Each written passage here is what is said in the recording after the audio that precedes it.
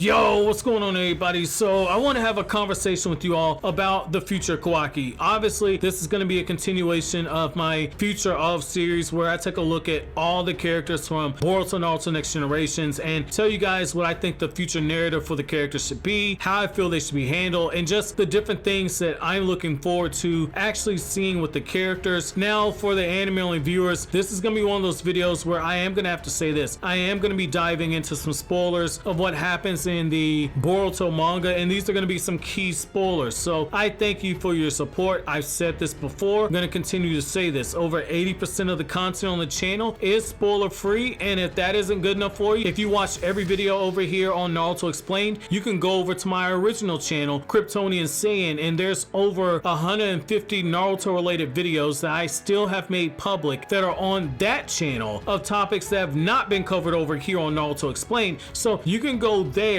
if you've already seen the videos I have on this channel, and this channel has roughly 250 Naruto related videos. So with that being said, if you're still here, I'm gonna go ahead and just dive into the spoiler talk. So when it comes to the character Kawaki, this is a character that I didn't think I was gonna find myself loving and enjoying, and yet now that he's been interacting with Naruto and his family, and basically Kawaki has basically been taken in by Naruto as a second son, I find myself in a position where I don't want Kawaki to go back to Jigen. I'll be honest with you guys, I didn't particularly care if Jigen took him back. Like, in fact, if you go back to like chapter 29, 30, those reviews I did, you know, I was basically insinuating that, hey, I definitely think that Kawaki is going to go back. I think it's in a situation where Himawari is taken and Kawaki fixes that vase, gives it back to Himawari, and that's like his last time he's seen inside the village. I was okay with it. And yet now, seeing his expression when all of a sudden Naruto's photo just cracks on the ground and the scientific ninja arm that he has is powered by Naruto's chakra falls off, all of a sudden I find myself not wanting Jigen to take Kawaki back, and yet it's something that is inevitable. And when you just think about it, you have all these moments where Kawaki and Boruto, they're having their back and forth moments. Naruto can't even take a dump without these guys fighting.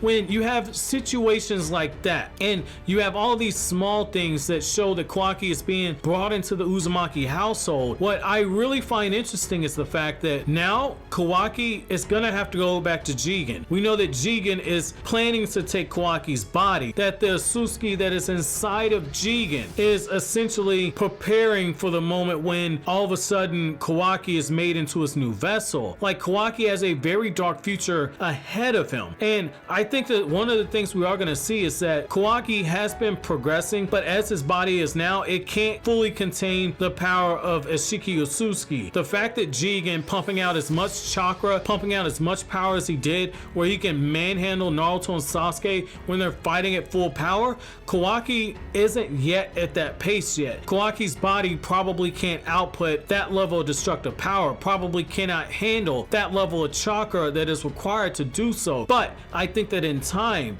they are setting Kawaki up to get to that level, the same way that they're setting Boruto up to eventually surpass his father. And so when you look at stuff like this, I'm going to borrow a Star Wars reference, but if you look at what they did with Star Wars in this new trilogy, one of the things that Supreme Leader Snoke talked about was that when the darkness rose inside of Kylo Ren, eventually the light would rise to meet it, and we all know that that is Rey. And so what I really like about this is that Kawaki, as Boruto is becoming more skilled, Kawaki's getting more powerful. As Kawaki gets more powerful, Boruto is raising himself up to that same level. And so when you have a situation like that where Boruto's raising himself up to that particular level, it provides the opportunity for Kawaki to be used for Boruto Uzumaki's growth. I would love to see a situation where you see Boruto training because he's trying to get strong enough to bring Kawaki back, and then unlike what we got in the manga when Orochimaru trained Sasuke, where essentially it happened all off panel, we know how Jigen trains